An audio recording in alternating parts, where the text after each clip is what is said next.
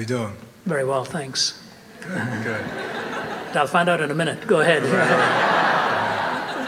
Well, yeah, I got a lot from what you said tonight, so Thanks so you, much. starters. But there's been a question that's it's really simple, and it's been troubling me for some time, and it's just that for God to be the creator, your father, your friend, is he at all concerned about your happiness? Great question. That is, there's a book that I have written called The Cries of the Heart, in which I raise one chapter on that very, almost verbatim, the way you have raised it. And it comes from the mouth of Job. And it also comes in the New Testament, where the person talks about one being born blind, Does God really feel? There is such a thing as the theologians will talk about the passivity of God, that somehow God is distant in his feeling response to you and me, and whether he is concerned about what happens in this world. I would suggest to you that if you're able to pick that up, go through it in detail, but let me respond as briefly as I can and somehow touch the nerve of your question. It is this, that when we use language, we use it in three ways. Thomas Aquinas reminded us of this.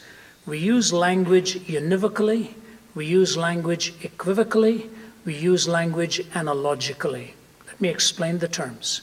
When we use language univocally, we are meaning the same thing when we use the word in two different sentences.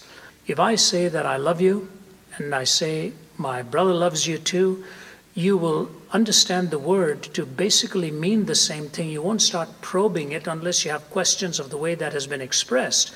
You're not going to say, I wonder if these mean two different things. No, it's a univocal usage, one-on-one.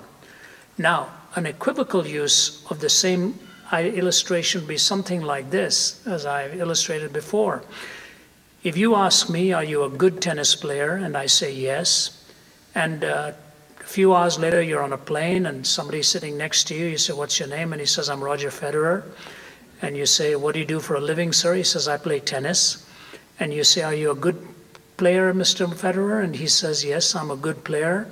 You'd make a huge mistake in saying, I think you need to play Ravi Zacharias, because he also says he's a good player. It's the same word, but a completely different context. And so it's a different context, giving it a whole new meaning of what it means to be a good tennis player. So you use it univocally, you use it equivocally, but then you also use it analogically. When I tell you that God loves you, and then I tell you I love you, it's the same word, but has a different implication. When I love you and you refuse to love me, I hurt because I have lost something. When God loves you and you refuse to love God, God hurts too. God hurts because you have lost something. That's the analogical use. He is concerned. That's why he sent his son to die on the cross.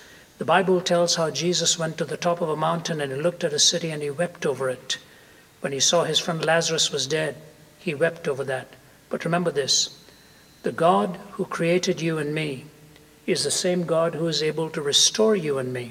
So when I see somebody who's lost his life, I would weep for a completely different reason, because I cannot restore that life. But when Christ wept, he knew he was going to restore the life of Lazarus, but he wept for you and for me, knowing the pain that comes from observing death and observing separation, even though he was going to restore that life. So the concern is there with the power to restore that which was lost. And when you are in pain or suffering or whatever it is, that same God gives you the strength to endure it. I lost my mother fairly young in life. I lost my father fairly young in life.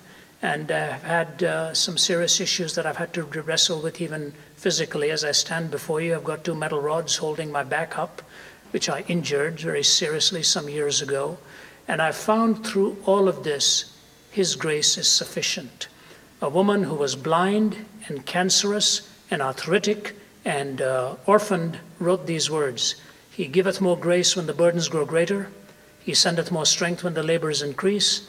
To added affliction he addeth his mercy. To multiplied trials has multiplied peace.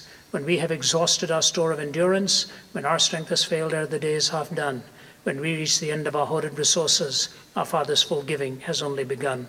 His love has no limit, His grace has no measure, His power has no boundaries known unto men. For out of His infinite riches in Jesus He giveth and giveth and giveth again. He cares and He gives. And one of the ways this world will know that He cares is if you and I, if we know Him and love Him, go and extend that caring hand to somebody who needs it. We then embody that truth, not just in words, but we do it in action.